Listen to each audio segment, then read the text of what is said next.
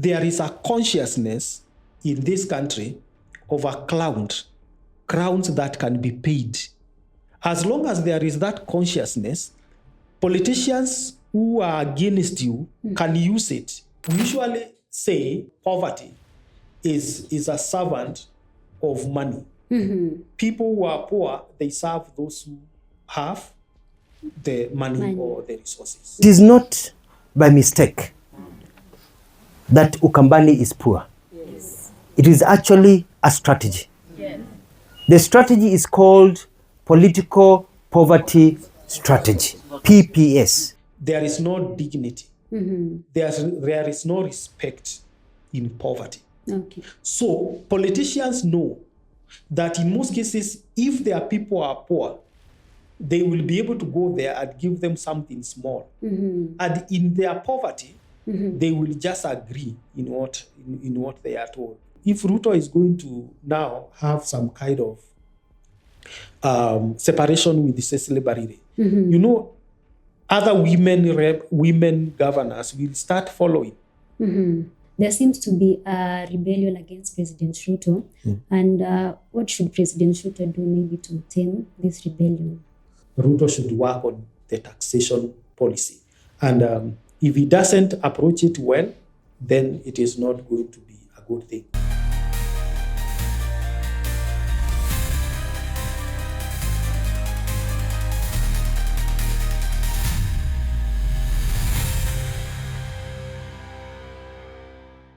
Hello and welcome back to the Political Oracle, a segment of the Talk Chat podcast. My name is Pendo Setim. And as usual, I'm joined by Dr. Michael Ndonye. Karibu sana daktari. Asante sana.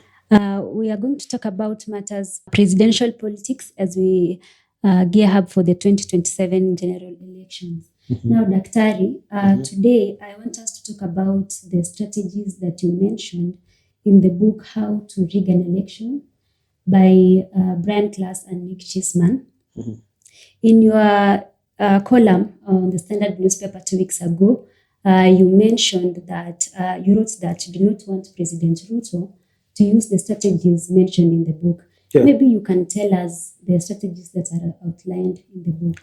Yeah, thank you. Thank you, Pendo. And I think it is something that many people have asked me about the book. And I realized I think we need to discuss it so that we get to understand what is it that, what are these strategies that Nick Cheesman and Brian Klaas discussed in their book.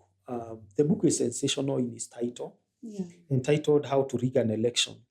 But if you read it, you realize they were just trying to expose some strategies which are used by African leaders and also leaders in developed world to make sure they retain power and they stay in power indefinitely or infinitely. So it's a good book that acts as a kind of a satire on how leaders can steal an election in a way that it is not noticeable. So Nick Cheesman is a man I know. I remember there was a time we had a conversation around 2021, 2022, around there. And he's been a writer, also a columnist in our newspapers in Kenya. He's a guy who is good when it comes to analyzing politics. Although he does not live in Africa, but he understands African politics and matters elections so much that sometimes when he writes, you wonder whether he is living here or he is living elsewhere. But in this particular book, they discussed 6 key strategies for election rigging, in quote. And they use real world examples to do that. And I think we can discuss each one of them one by one. Number one, they talk about invisible rigging. Invisible rigging, they say it involves manipulating the system in ways that are difficult to detect. So they say these leaders, sometimes they have some ways that they use to manipulate elections in a way that is invisible. And a very good example is what they call redrawing electoral boundaries to favor a particular a leader or a particular political party. And they say this has been used even in the United States, and also it has been used in Kenya. Okay. And if you remember in 1990s, maybe you cannot remember, but if you read the history of what happened in post-colonial Kenya, especially the first and the second government, there was this tendency of redrawing electoral boundaries, introducing constituencies towards elections, consolidating, for example, people in terms of ethnic groups. And all these, actually, they were used for political purposes. Only a few people used to detect that, okay, we are doing this for political purposes. And that extends, actually, if I can extend the examples they are giving, even to the issue of giving some ethnic groups some districts that they are called by their name. And that is where we have some names like Ikisi. We have some names like, even today, even in 2010, when the committee of experts were drawing boundaries and they were consolidating something for the 2010 constitution, they retained the names. Even the counties now, we have counties, Embu County, we have Kisii County, we have Nandi County, counties which are called by the names of tribes. These regions were there. They were created for political purposes. And I can say another applicable case in Kenya is where now in post-independent Kenya, they started creating some big tribes. Let me call them tribes, because I don't know whether they are tribes or they are not. So you hear of Minchikenda, which of course is 9 tribes. You hear of Luya, where there is nothing like Luya, because a tribe, an ethnic group is defined by language. There is no language called Luya. What we have among the Luya are very many tribes coming together to form a Luya. And that's why politically we call them a Luya nation. Of course, they are not a nation in a strict sense. That's why we have Kalenjin. There is nothing like Kalenjin. But we have different tribes that make up Kalenjin. And of course, apart even from that, we also have some other regions that are defined in a way that they consolidate politically. For example, Mount Kenya region, Ukambani region, okay? Including Rift Valley region. When you talk of Rift Valley, you talk about one kingpin. Mount Kenya, you talk about one kingpin. Ukambani, you talk of one kingpin. Nyanza, Luo Nyanza. Why it is called Luo Nyanza if we don't include Kisii community, and there are 2 counties, and we have Western region. So these are actually some subtle way of rigging an election that we need to understand. They are actually instruments or tools which are created for political purposes. But do we know? No, we may not know. So some of those things is what now they call invisible rigging. Number 2 is what we call electoral bribery. Nick Cheesman and Brian Klaas talks about this electoral bribery is very common. That one is not even subtle, because we know politicians who offer financial incentives or gifts, and they offer them to voters. They either buy at the point of polling station where the people are voting, or they give them money. Okay, and we have started even seeing. I'm telling you, from 2017 in Kenya, we started seeing a situation whereby we have even sponsored crowns, people to attend political rallies. Recently in Mount Kenya, when Ruto visited Mount Kenya, there were claims. Of course, people were claiming that the people who were attending those meetings were paid.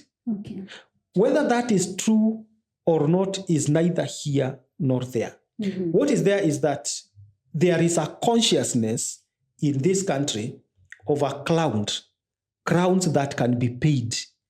As long as there is that consciousness, politicians who are against you can use it to try to paint bad your rallies, even when people are attending, not out of being paid.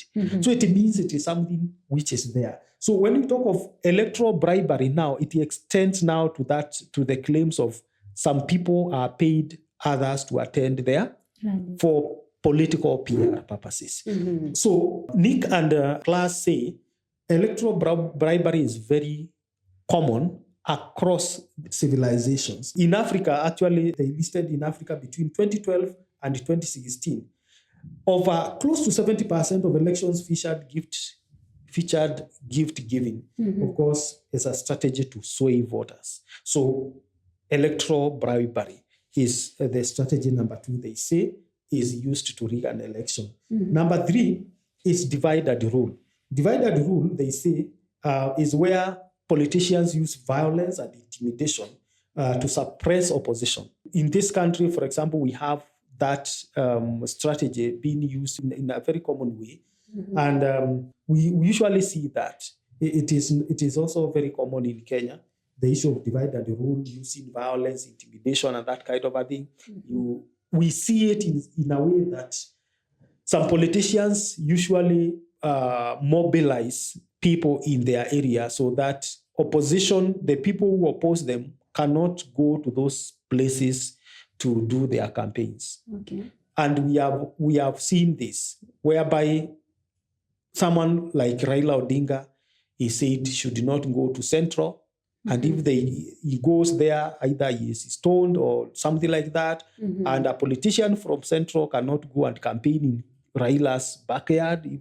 Akienda huko, unakuta there are a lot of violence, and the reception is violent. It's one way of making sure your people do not go, so that you don't let them know the truth or know the alternative agenda from the other party. And that way, it denies them an opportunity to hear from the other person. It forces them to vote for you. And it's a subtle way of rigging an election. The strategy number 4 that they discuss in the book, How to Rig an Election, is election hacking. Election hacking, this one happens in the digital world, digital manipulation, fake news, and voter profiling. This strategy has influenced elections, and we are going to see it, especially towards 2027 in Kenya. We are going to realize the issue of fake news, deep fakes, and all that kind of a thing is going to be used. And others suggest that social media misinformation usually plays a big role in what we call voter behavior. And they say, for example, in Kenya in 2013 and 2017 election, social media was largely used for misinformation, for disinformation, for malinformation. And you see, these are the things we saw in 2022, and we are likely to see them in a very big way in 2027, especially now that the artificial intelligence tools are very common. We are going to see much of this. It's called election hacking. So you hack election in a very subtle way that people may not realize. Number 5, of course, is ballot box stuffing. This one is traditional. It has always been there. It's a more direct form of fraud where voters are falsified, and they use ballot boxes. They mark them from elsewhere. They bring them closer to the voting stations. And when they are given a chance, they cause commotion and they stuff the ballots in the boxes. And now someone whom we thought is not going to win, they win. But while Cheesman and Klaas discuss hacking voter and rolls and voter machines, they note that there is little evidence of successful large-scale manipulation sometimes, because these things are not, in most cases, reported. Now, the last one is where they say that leaders create the illusion of democracy to deceive international observers. It's a very common way. And if you remember in 2013 and 2017,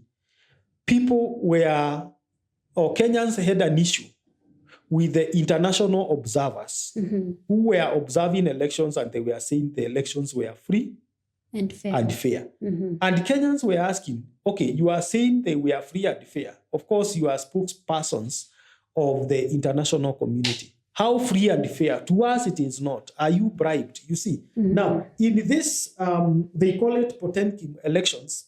They say some of the regimes, they use controlled violence. They use controlled violence and rhetoric in local languages to avoid scrutiny from foreign monitors. So if foreign monitors are here, they are aware. Either they keep them busy or they make sure these foreign observers do not know exactly what is happening, because either they use a language that they cannot understand or they use some subtle ways that international community or international observers or election monitors cannot know. And if it is done like that, to the observers, the elections are okay. But to the locals, it speaks to a different thing. And therefore now, because international observers come and they tell what they saw, they will say the elections were okay. And that way, the government or the regime, they use those ways actually to gain legitimacy in the international platforms. So these 6 ways are the ones that Nick Cheesman and Brian Klaas say they are actually ways of rigging an election. And these ways of rigging an election, they are common across democracies in what we call developed world and also in developing world. And that is why they were using even the case of the United States in the same study. And of course, Kenya was one part of them, and Zimbabwe was part of them, Rwanda. Even when they did not mention some of the countries that they chose are just a microcosm of what is happening in the developing world. Yes. Following the strategies that you just mentioned, takes me to a post on Twitter, on X, by the Cabinet Secretary for Labor and Social Protection, Alfred Mutua. It is not by mistake that Ukambani is poor. It is actually a strategy. The strategy is called Political Poverty Strategy, PPS, practiced by one Honorable Kalonzo Musyoka, who we respect. And the strategy says, keep the people poor so that they can be dependent of you. Mutua has accused Kalonzo Musyoka for using a strategy called political poverty strategy among the Ukambani people. Is saying that this kind of strategy maintains psychological control over the Kamba people. Maybe you can talk about that. Of course, there is something with poverty. There is something with control. Remember, we usually say the rich rule over the poor. That if you are in constant lack, you tend to be a beggar. You tend to worship the person who has. And this is actually a principle, a universal principle, that someone who is poor is a servant of someone who is rich. We usually say poverty is a servant of money. People who are poor, they serve those who have the money or the resources. We saw this, and this has been, even you go to the villages and you realize when they see someone who is rich, they tend to respect him. Because there is no honor, there is no dignity, there is no respect in poverty. So politicians know that in most cases, if their people are poor, they will be able to go there and give them something small. And in their poverty, they will just agree in what they are told. And that is why you will be told, for example, in many parts of this country, there are places where there is no electricity. There are places where there is no roads. It's not that there is no money, but there are politicians who have realized if we can keep people poor, we can keep them dependent on us. And whereas that is what Alfred Mutua is saying is something that is common not only in Ukambani, but across the country. We have heard people many times talk about Raila Odinga Raila Odinga is a very senior politician in this country. He has been, most cases, his opponents fight him because they tell him, you were an MP for Langata, where Kibra is. Kibra is the biggest slum in Africa. Why is it that you stayed there as an MP and you could not help them? And they usually associate it with his need to make sure they are poor and make sure he can control them. Whether that is true or not, it's for the listeners to make out. But that is why sometimes they say, oh, Raila is a king of poverty, saying that his people are poor. But it is not about Raila Odinga. It is about almost all the politicians in this country. And it is not only in this country, in many countries. Politicians have learned that if we can keep people poor, we can control them. We can manipulate them. Because when people are poor, their basic needs are important than anything else. You can buy votes from them. You can give them some free food and they accept and they vote for you. But if they are rich, they will self-determine. They will start becoming a bit more rational, especially when it comes to elections. And you will never control a people who can feed by themselves. You will never lie them with some small gifts. Because they will know their rights. So what Kalonzo Musyoka is being accused of, other politicians have been accused of, Raila Odinga being one of them. Of course, many other politicians in this country have been accused of using poverty as a way of making sure they can control the voters. Yes. Thank you, Daktari. Yeah. And now, before we conclude, we want to talk about the issue of the rebellion in Mount Kenya. Yeah. There seems to be a rebellion against President Ruto. And what should President Ruto do maybe to tame this rebellion? Okay, thank you. And that takes me to something I wrote in my last column, I think. I talked about the rebellion in Mount Kenya because Mount Kenya region is slowly becoming rebellious. We are seeing a lot of turmoil, especially in UDA, where politicians are now moving away from him. You remember there was a time I discussed the issue of Embu County, where I come from. And Embu County is in Mount Kenya East. Mount Kenya East has three most important people in UDA. One is the chairperson of the UDA party, Honorable Cecily Barire, who is the governor for Embu. We have Honorable Professor Kindiki, who is the deputy president coming from Mount Kenya East. And we also have CS Roko, CS for Public Service, who was appointed after former Attorney General J.B. Muturi was dropped from government, and then he was also in the same position. CS Roko and Muturi come from the same constituency, that is Beere North. Now, a week ago or two, Cecily Barire is rumored to be on her way out of UDA. And now that brings a bit of tension, especially because that is the only region where Ruto could have some kind of hope.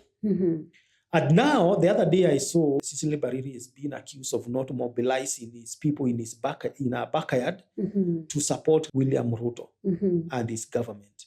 But we know Embu has been very hostile, especially towards President Ruto. Now, in that particular column, I tried to give some reasons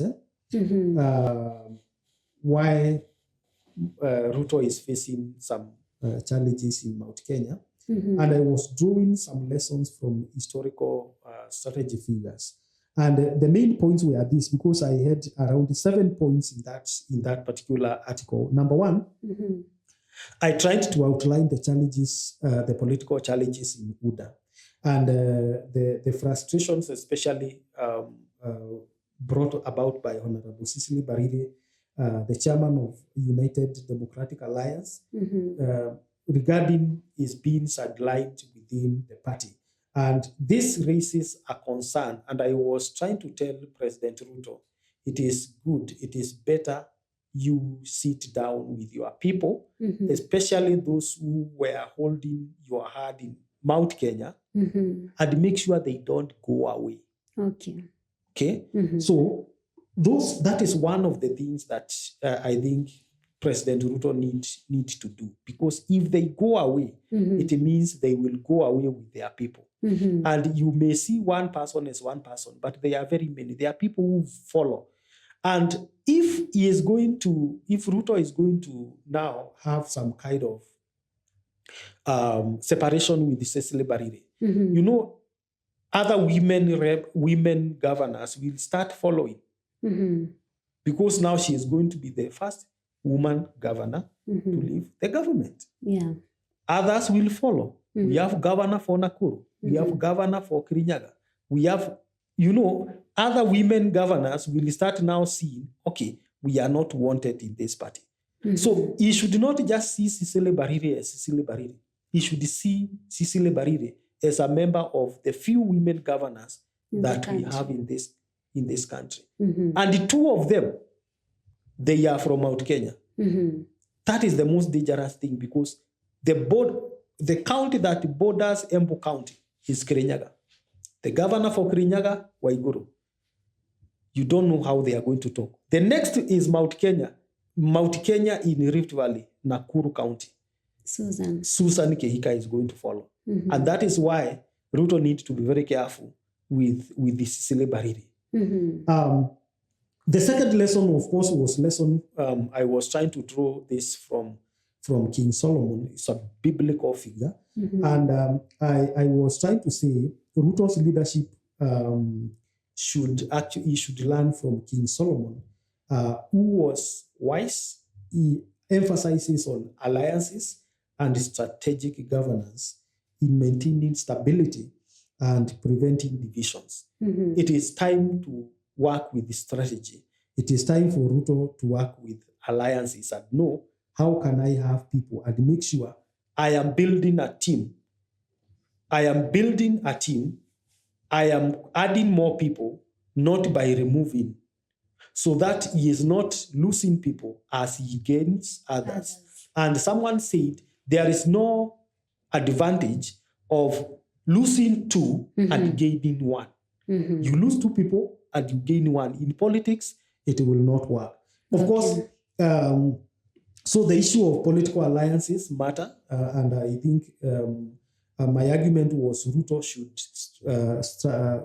prioritize strengthening political alliances beyond elections and beyond victories. We should not be talking about him losing people when he has been sworn in as president. Of course, the other thing is avoiding unnecessary conflict.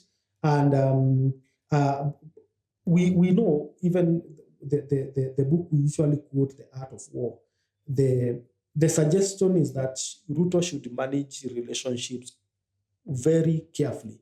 While he is using his enemies, he should make sure he is keeping his friends. Okay. And that is something that we have seen is becoming a weakness in his governance. Of course, balancing allies and rivals, of course, is the same thing. He must carefully manage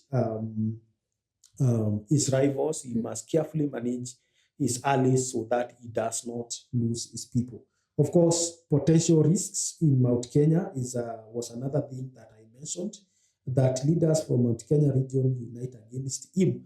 If they unite against him, okay, Ruto may face political challenges in his key region. Remember, much of his support was from Mount Kenya.